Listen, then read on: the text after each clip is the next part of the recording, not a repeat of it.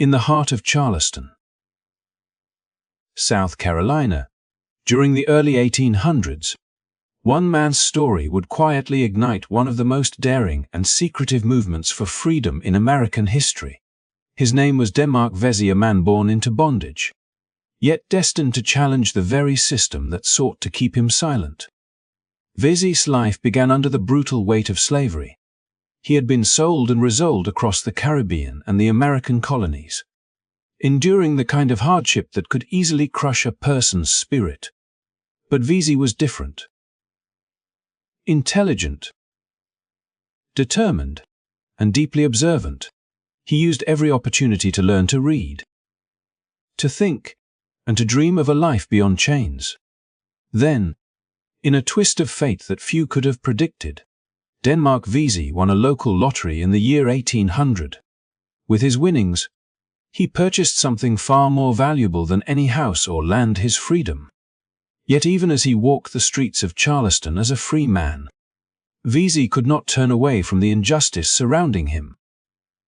Every day, he saw families torn apart, people punished simply for wanting to be treated as human beings.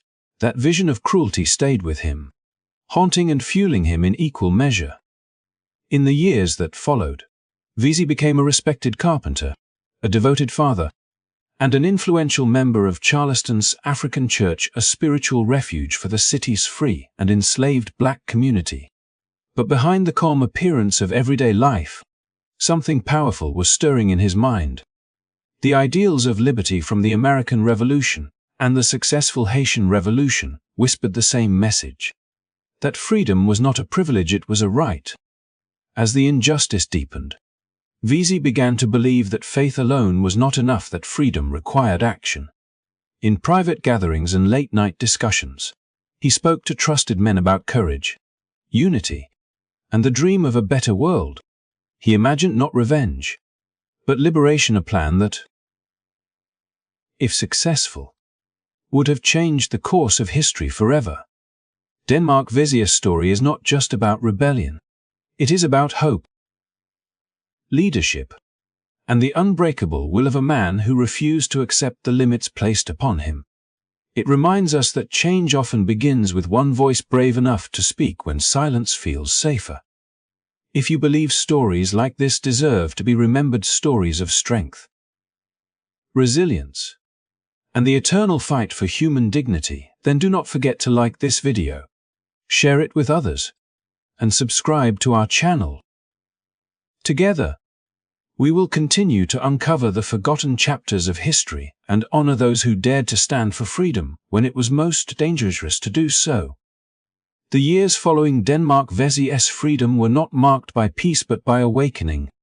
Though he lived as a free man in Charleston, his heart was never truly at rest.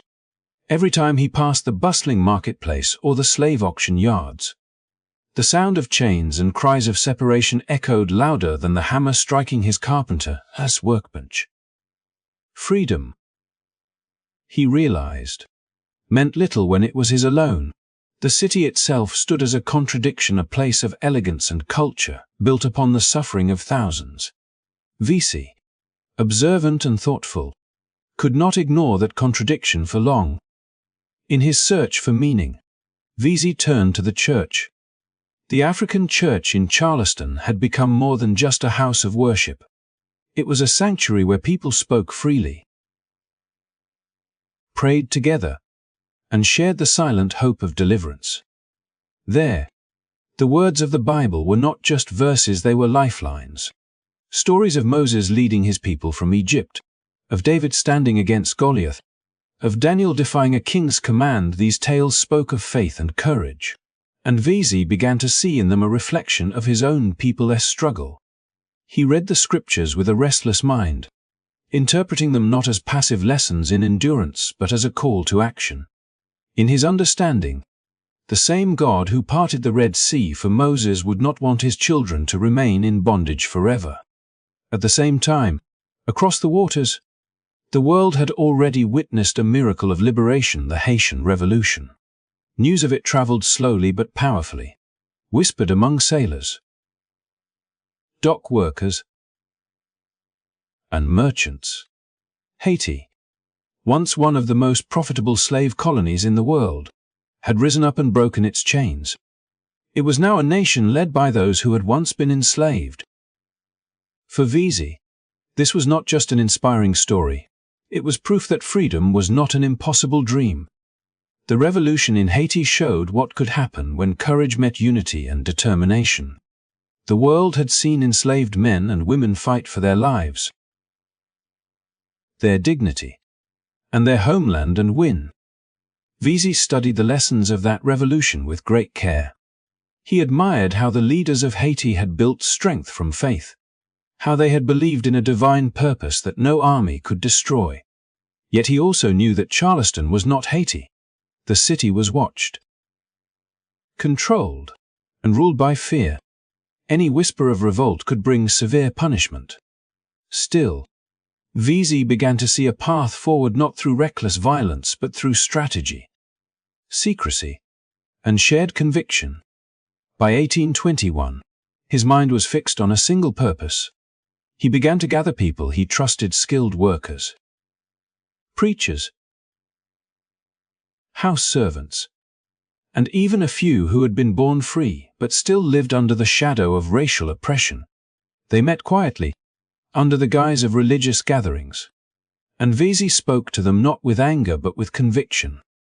He reminded them that freedom was their natural right, that no man was born to serve another forever, and that faith demanded courage, not submission. His words carried the rhythm of both scripture and revolution, blending the power of belief with the logic of justice. Those who listened found themselves moved not only by his vision but by his calm confidence.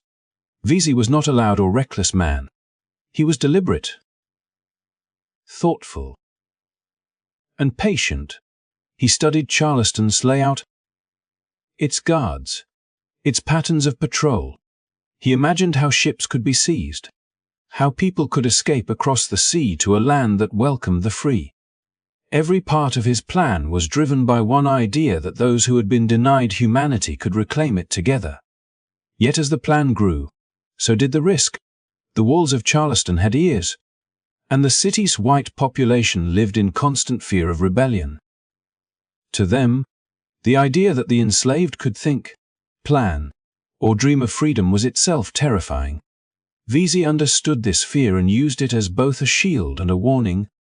The Haitian Revolution had already proven that fear could make a society blind to its own decay.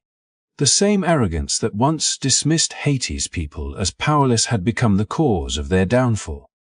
As months passed, Vesey's movement became a network of hope. Those who joined spoke little, acted normally, and hid their resolve behind everyday gestures. Within workshops, fields, and kitchens, quiet signals passed, messages of loyalty and unity disguised as simple conversation. Charleston was alive with secret anticipation. Though few could see it, Vesey had turned faith into strategy, scripture into strength, and inspiration into organization. But even as he planned, Vesey was not blind to danger. He knew betrayal could come from anywhere, fear could turn friends into informants. Still, he pressed on, believing that even if the plan failed, the idea would survive. What he sought was not destruction but transformation, a reawakening of human dignity that no punishment could erase. In his home, Vesey often read the book of Exodus, drawing parallels between the Israelites in Egypt and the people of Charleston. When he spoke of deliverance, his followers knew it meant more than spiritual salvation. It meant liberation from the chains that bound their bodies and futures. For him, faith and freedom were inseparable, two halves of the same divine promise. And so, with every whispered meeting and every coded prayer, Vesey wove together the threads of hope and defiance. He had seen what Haiti achieved with faith and determination. He had read how prophets defied empires. Now, he intended to bring that same spirit to Charleston. In his heart, he believed the struggle for freedom was not rebellion against man, but obedience to God, a sacred duty written not on paper or law, but in the human soul itself. What Vesey began was not simply a plan of resistance. It was the unfolding of a belief that even in the darkest corners of oppression, the light of freedom could still burn bright if enough hearts dared to keep it alive. By 1821, the quiet determination that had long burned within Denmark Vesey began to take form. As something far greater than thought or prayer, it became a movement. The air in Charleston was thick with tension, though most of its citizens could not yet sense the storm gathering beneath the calm. Behind the walls of wooden workshops, inside modest homes, and beneath the flickering light of candles in back rooms, Vesey was building what many would later call one of the most ambitious acts of collective resistance in early American history. He had spent years preparing for this moment, shaping his vision not through anger but through a clear sense of justice and divine purpose. To Vesey, this was not chaos for its own sake. It was a moral uprising, a reckoning born of faith and reason. He had watched too long as families were torn apart and human beings were treated as property. He had seen the hypocrisy of a nation that proclaimed liberty while maintaining chains. If freedom could not be granted, then perhaps it must be taken not by the sword alone, but through courage, discipline, and unity. Vesey began to reach out to those he trusted most, men who shared his sense of conviction and who carried influence within their own circles. Some were artisans and skilled laborers who moved freely through the city. Others were house servants who overheard the whispers of their masters. Still others were dock workers with access to ships and routes that stretched beyond Charleston's harbor. Each man became a quiet link in a growing network that spanned plantations, city streets, and rural farms. What Vesey envisioned was not a reckless outburst but a carefully orchestrated campaign. He spoke of a night when thousands would rise together, seizing control of the city's armory, cutting off communication lines, and striking before anyone could respond. It was said that as many as 9,000 people, free and enslaved alike, were drawn into his orbit, connected by a shared dream of deliverance. Some historians would later doubt the exact number, but even the smallest fraction of that figure revealed something extraordinary: the depth of faith his followers placed in him. The meetings took place under the veil of normal gatherings. In the church Vesey helped build, they prayed openly but spoke quietly of a freedom yet unseen. They used coded language, hidden meanings within scripture, and phrases that to outsiders sounded purely spiritual. But to those within the circle, the message was clear: a new exodus was being planned. Each word of the Bible became both comfort and code. When Vesey spoke of crossing the waters, his listeners knew he meant the ships that would carry them away from bondage, perhaps to Haiti, where freedom awaited. The planning stretched over months, driven by secrecy and faith. Vesey's closest confidants included men like Peter Poyers, a skilled ship carpenter known for his intelligence and composure, and Rolla Bennett, a trusted organizer who could reach workers across plantations. Together, they refined every detail. They knew where guards were stationed, which routes were safest, and which ships in the harbor could be taken once the city was under their control. Their goal was not senseless destruction but a strategic seizure of freedom.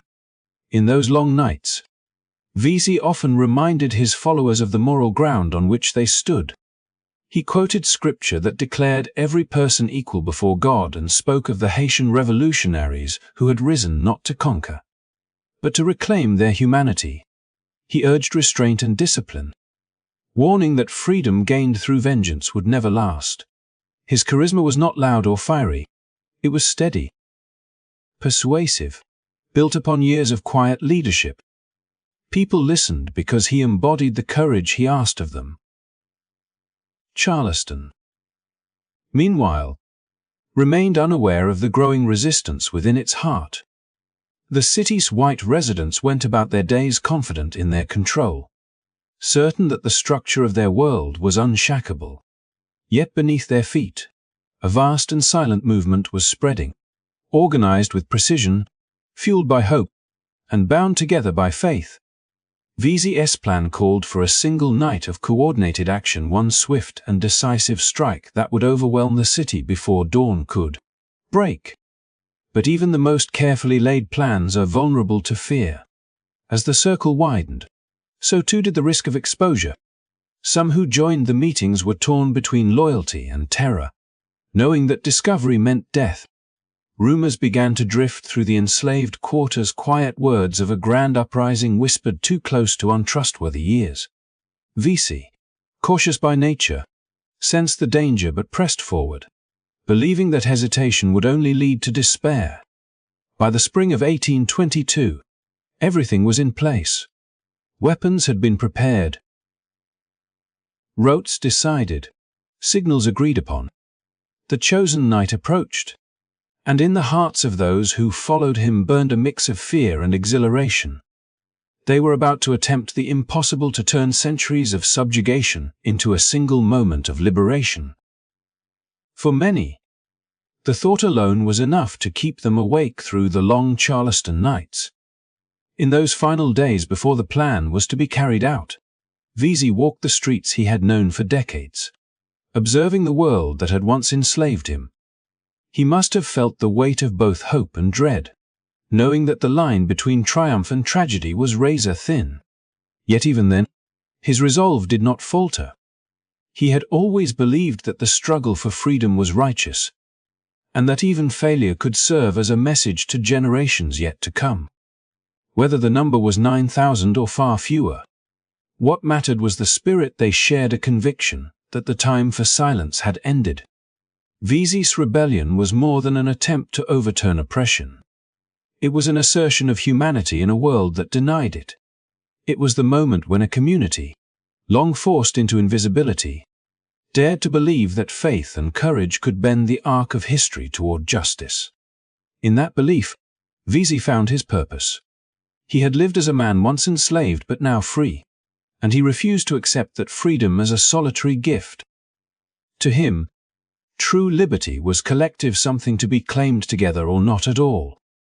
And so, in the shadows of Charleston's narrow streets and dimly lit workshops, the seeds of one of America's most remarkable acts of defiance were sown, nurtured not by violence, but by vision, and by a belief that even within the darkest night, the dawn of freedom could still be imagined. The plan that Denmark Vesey and his followers envisioned was as daring as it was desperate, born not from chaos but from a deep, disciplined desire for justice. For years, he had watched his people endure endless hardship, forced to live in silence while their humanity was denied at every turn. Now, in 1822, he believed the time for endurance had passed. Freedom would not come through waiting or pleading, it would come through courage and unity, through a single, decisive act that would rewrite the story of Charleston forever. The plan's outline had taken shape slowly, its details whispered in back rooms and carried through trusted voices. It was built on the belief that a people could not remain bound forever, that divine justice demanded action. The first step was clear: they would need weapons. Charleston's armory stood as both a symbol and a source of power. Those who controlled it controlled the city, and Vesey knew that without arms, no movement could stand against the heavily guarded patrols that watched the streets night and day. Under the cover of darkness, the conspirators studied guard rotations, counted muskets, and memorized routes. The city's complacency, born of years of unchecked control, became their greatest advantage. Vesey's strategy was rooted in discipline. The uprising was not to be a frenzy of vengeance, but a calculated strike, swift and purposeful. The goal was to seize control before dawn, before panic could spread or resistance could form. Those who participated would move as one, coordinated, precise, and guided by a clear objective: to end captivity and claim their rightful place as free human beings. They knew the risks, knew the price of failure, yet the promise of freedom outweighed every fear. To Vesey, this was not simply a rebellion but an exodus. He spoke often of Moses and the Israelites, of how faith and unity had carried them from bondage to the promised land. Now, Haiti stood as that promised land, a beacon across the waters, a nation born from the ashes of enslavement, led by men who had once endured the same torment. Since the Haitian Revolution, The island had offered refuge to all who escaped oppression. It was more than a destination. It was a symbol of what freedom looked like when courage triumphed. Vesey's plan would lead his people there across the ocean, beyond reach, to a place where they could live without chains. The logistics were bold but carefully designed. Once the armory was secured, the conspirators would move through the city, liberating those still trapped in bondage. Every plantation, every household that held the enslaved, would become a site of deliverance. Those who wished to join would be welcomed. Those who resisted would be restrained. Vesey's goal was not destruction but transformation, to replace fear with hope, subjugation with dignity. Ships in the harbor would then be seized, their crews overwhelmed or persuaded to cooperate. With Charleston's defenses paralyzed, the newly freed men, women, and children would set sail toward Haiti, toward a life where they would finally own their bodies, their labor, and their future. As the plan expanded, Vesey took great care to ensure secrecy. Messages were passed through coded language, prayers disguised as strategy, sermons layered with meaning. Within the church he had helped establish, discussions of scripture carried hidden intentions. "The Lord will deliver his people," he would say, and those listening understood that deliverance would not come from waiting for miracles, but from becoming the instruments of that deliverance themselves. His charisma inspired both confidence and devotion. He was not only a leader but a shepherd guiding his flock through the valley of danger toward the promise of freedom. Still, the scale of what they were attempting weighed heavily on everyone involved. To rise against the most powerful system of their time required more than courage, it required faith that the impossible could be achieved. Many nights were spent in silent reflection, hearts torn between hope and dread. Yet Vesey's conviction never wavered. He reminded them that every great act of liberation had begun with those who refused to accept the world as it was. The Haitian revolutionaries had faced odds just as impossible, and still they prevailed. Why not here? Why now? As the chosen night drew nearer, Charleston remained blissfully unaware of the movement forming within its walls. The city's wealthy citizens slept comfortably in their grand homes, unaware that the people who cooked their meals, built their furniture, and tended their gardens were quietly planning a future in which they would serve no one. Vesey's followers prepared in silence, gathering what little they could: tools, ropes, even farm implements that could serve as weapons if needed. The strength of the plan lay not in numbers alone, but in faith and coordination. Each person knew their role, and each carried the same dream: to wake in a world where their children would never again be bought or sold. In Vesey's own home, the final meetings were held, maps were drawn, routes marked, and prayers whispered for courage. Some wept, not from fear but from the enormity of what lay ahead. They were standing at the edge of history, about to challenge the very foundation of a society built on their suffering. For them, even the thought of freedom was intoxicating, a glimpse of light after centuries of darkness. Vesey spoke to them one last time, his voice calm but resolute. He reminded them that this was not a fight against individuals, but against a system that had stolen lives for generations. He urged restraint, dignity, and unity, for only through discipline could they succeed. He promised that if they stood together, the world would remember their courage, whether they lived to see victory or not. As the hour approached, there was no turning back. The plan was set, the people prepared, and the dream of freedom stood closer than it ever had before. In their hearts, they carried the vision of ships sailing toward Haiti not as vessels of exile, but of rebirth. The thought of stepping onto those decks, of feeling the salt air as free men and women, filled them with strength. It was a dream born from Scripture, refined by reason, and fueled by generations of pain and endurance. Vesey's plan was more than an uprising. It was a declaration that no amount of oppression could extinguish the human spirit's longing for liberty. in that fragile moment between hope and peril. As Charleston slept under the summer night, the spark of freedom waited to be lit, a spark that, even if smothered, would never truly die. As the chosen night drew closer, the tension that had been quietly pulsing through Charleston's hidden corners grew into something nearly tangible. Every meeting, every whispered exchange carried the weight of destiny. Denmark Vesey and his followers had spent months preparing, trusting that secrecy and unity would be their greatest shields. The plan had been refined to near perfection, the routes memorized, the signals agreed upon, and the ships identified. To those within the circle, the air itself seemed alive with anticipation. They were standing on the edge of a dream generations in the making, a dream that shimmered just beyond reach. But history, as it often does, turned on a moment of fear, a single hesitation that unraveled what faith had built. In early June of 1822, the first cracks appeared. Among the many men who knew fragments of the plan, two grew increasingly uneasy. They had heard the oaths, seen the conviction in Vesey's eyes, but they could not silence the growing terror of what might happen if the plan failed. Rumors had begun to circulate that Charleston's militia had grown suspicious, though these whispers were unconfirmed. For the two men, it became a struggle not just of loyalty but of survival. The fear of punishment weighed as heavily as the fear of conscience. What if? They wondered. The plan brought not freedom but ruin to every person involved. What if the city responded with such force that no one free or enslaved would be spared? In a moment that would change everything, they chose to speak. Approaching the authorities, they revealed fragments of what they knew: a coming uprising, a plot that reached across plantations and neighborhoods, a movement with more participants than anyone could have imagined.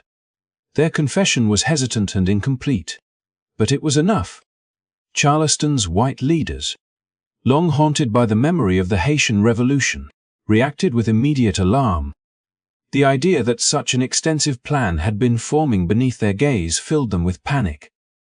They had lived in comfort, believing their power absolute, and now the thought that thousands might be ready to rise shattered that illusion in an instant.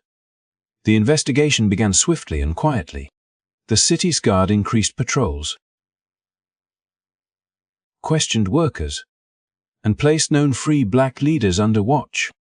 Those who had been seen speaking with Vesey or his close allies were detained for questioning.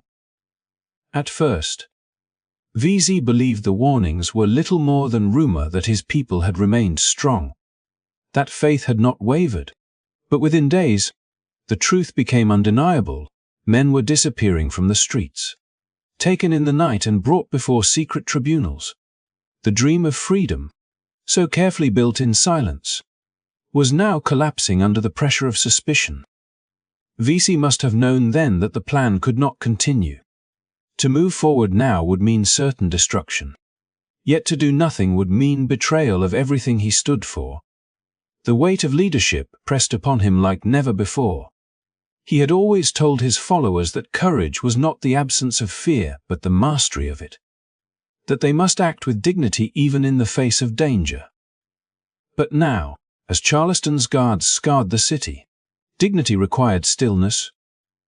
His heart burned with the knowledge that the chance of liberation had slipped away not through lack of strength, but through the frailty of human fear.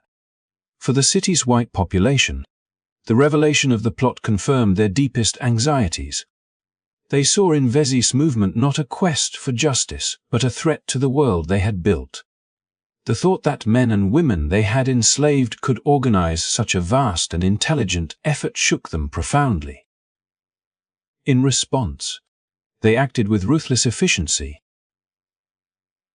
Arrests multiplied, interrogations grew harsher, and fear spread through Charleston like a fever. The city that had once seemed calm now buzzed with suspicion, every conversation tinged with paranoia. Meanwhile, within the African church, the very heart of Vesey's spiritual and social world, the atmosphere turned somber. Prayers that had once carried coded meanings of liberation now became pleas for safety. Friends avoided one another's gaze in the streets, uncertain who could be trusted. The betrayal, whether born of fear or conscience, had not only endangered lives but fractured the fragile unity that had held the movement together. Vesey himself remained composed, but those who saw him in those final days said there was a heaviness in his eyes, the look of a man who had glimpsed freedom only to see it vanish like smoke. As more arrests were made, the full extent of the plot began to emerge. The authorities, stunned by the organization and scale of the plan, realized that Charleston had narrowly escaped a revolution that could have changed everything. Yet, even as they congratulated themselves for uncovering it, there was an unspoken awareness that the idea itself could not be destroyed so easily. Vesey's words. His vision had already taken root in minds and hearts. The fear of rebellion had only confirmed that the desire for freedom was real and unstoppable.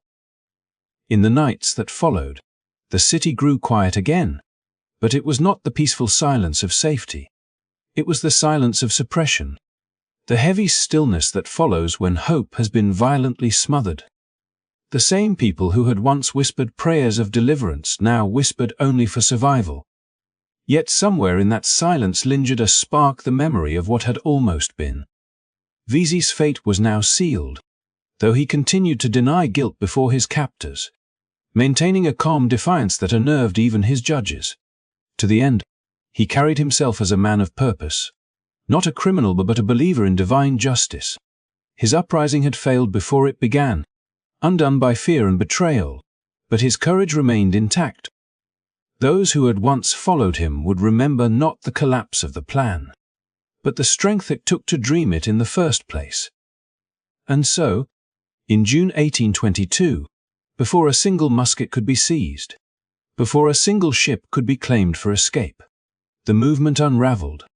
What had started as a whisper of hope ended as an echo of loss. Yet even in defeat, Vesey's vision endured proof that the longing for freedom could never be silenced completely. It would wait, patient and unyielding, until another generation rose to carry it forward. When word of the plot reached the authorities, Charleston transformed overnight from a bustling port city into a fortress of suspicion and fear. The whispers that had once spread quietly through its narrow cobblestone streets turned into a wave of panic. Rumors multiplied. Some said the plan was so vast that nearly every enslaved household was involved. Others claimed that the fires of rebellion were ready to ignite at any moment. The city's leaders, already on edge, wasted.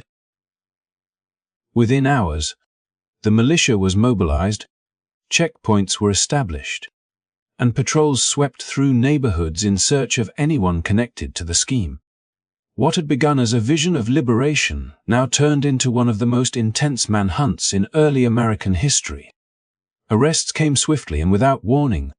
Men who had once labored quietly in workshops, docks, or fields were suddenly dragged from their homes and questioned under the flickering light of torches. More than 130 black men, both free and enslaved, were detained, accused of being part of a grand conspiracy to overturn the order that Charleston had built its wealth upon. Some were held in makeshift prisons, others in secret chambers where interrogations stretched through the night. There was no mercy in the atmosphere, only fear and the determination of the white authorities to root out any trace of rebellion. Behind doors, secret tribunals were established. These were not public courts of law but shadowy sessions presided over by a handful of city officials who believed that swift judgment was the only way to restore order. Witnesses were called in chains. Confessions were extracted, sometimes through promises, sometimes through threats. The proceedings were hidden from the public, and records were kept in guarded rooms, giving the entire affair an air of secrecy that deepened the sense of unease across Charleston. People spoke in hushed tones, afraid that a careless word could bring suspicion upon themselves. Denmark Vesey himself became the central figure of this unfolding tragedy. His name was spoken with both reverence and fear. To the city's leaders, he was the mastermind of a dangerous plot that had nearly set the South ablaze. to those who had believed in his vision. He was still a man of conviction, a symbol of what could have been if courage had not been betrayed. Vesey was captured and brought before the tribunal, where he stood firm, refusing to confess or implicate others. His silence only deepened the authorities' determination to make an example of him. The trial stretched on for weeks, each day adding new names to the list of the accused. Some prisoners broke under pressure and offered information, hoping to save themselves or their families. Others maintained their innocence. Even when it became clear that mercy was not forthcoming, the city's newspapers began to report fragments of the events, portraying the supposed conspiracy as vast and terrifying for many white residents. The revelation confirmed their deepest fears that beneath the surface of their society lay a silent anger that could erupt at any moment. Charleston's leaders used the trials to reinforce their control, tightening restrictions on free black people, increasing surveillance, and imposing new laws to prevent gatherings or communication among the enslaved. The city's churches, once places of solace, were placed under watch. The African church that Vesey had helped found a spiritual home for hundreds was dismantled, seen as a breeding ground for dangerous ideas. The same place that had nurtured hope and faith became a symbol of resistance that the authorities could not allow to stand. Yet, despite the repression, the spirit of the movement did not die. The men who had been arrested, many of them carpenters, dockworkers, and artisans, represented a generation that understood both the weight of oppression and the taste of possibility. Their names, though often erased from official records, continue to be whispered in the quarters and remembered in the stories of those who survived. Vesey's plan had failed to come to fruition, but his vision of collective courage left a mark that no tribunal could erase. As Charleston returned to its uneasy calm, the aftermath of the rebellion's discovery reshaped the city's soul. The fear that had driven the militia to act so harshly lingered, revealing the fragility of a society built on inequality. Every sound in the night, every quiet gathering, was now viewed through the lens of suspicion. But among the enslaved and free black community, the story of Vesey's courage spread far beyond the walls of Charleston, carried by sailors and travelers to ports across the Atlantic world. His legacy became a quiet reminder that even in the darkest corners of history, the desire for freedom could not be extinguished by force or fear. The morning the sentences were carried out, Charleston stood cloaked in an uneasy silence. The air was heavy, the kind that made even the seagulls quiet as they hovered above the harbor. The city that once thrived on trade and laughter had become a stage for fear and control. Crowds gathered in hushed clusters, their eyes fixed on the wooden platform that had been hastily erected. It was not just a structure of punishment, it was a statement of power. Denmark Vesey, once a free carpenter, preacher, and visionary, now stood among the condemned, his face calm in the pale morning light. Around him were 34 others, men who had followed his dream of freedom and who now faced the ultimate price for daring to believe in it. Each of them had been brought to this point through a whirlwind of accusations, interrogations, and trials held behind closed doors. Many still protested their innocence, others clung to silent dignity. Vesey, who had refused to confess or beg for forgiveness, carried himself with the same composure that had once inspired others to join his cause. He had spent his final days in a small, dark cell, speaking little, his thoughts perhaps returning to the dream that had set everything in motion, the dream of liberation, of a life unshackled by the cruelty of bondage. Even as the city prepared to end his life, he stood as though already beyond their reach. When the hour arrived, the men were led out under heavy guard. Witnesses described the moment with a mixture of awe and dread. Some said Vesey's eyes did not waver, that he looked neither at the officials who condemned him nor at the crowd gathered to watch, but somewhere beyond, as if envisioning a world that none of them could yet see. For those who opposed the rebellion, His execution was meant to be a warning, a message etched into the consciousness of every enslaved person in Charleston. Resistance would be met with absolute force. But for those who quietly mourned, it was something else entirely, a moment of tragic honor, where courage stood against the weight of an unjust world. The condemned were led to the news. The air was still, the crowd tense. No one dared to speak too loudly, though whispers moved like smoke between those gathered. Some officials looked grimly satisfied, believing they had crushed the root of defiance. Others, even among the white spectators, could not help but feel the gravity of what they were witnessing, a silencing of men whose only crime was to dream of freedom. When the final moments came, Vesey remained composed, his head held high. There were no grand speeches, no pleas for mercy, only the soft creak of wood, the rustle of the wind, and the weight of a truth that the city would spend decades trying to bury. After the executions, the authorities wasted no time in extending their punishment beyond the gallows. Many of those suspected of involvement were deported from the city, sent away to distant islands or colonies where their presence would not stir further unrest. Others were imprisoned, their lives reduced to shadows behind bars. The African church that had once been a beacon of hope was dismantled, its members scattered, laws tightened overnight, forbidding gatherings, limiting movement, and stripping away what few liberties the black population of Charleston had managed to hold on to.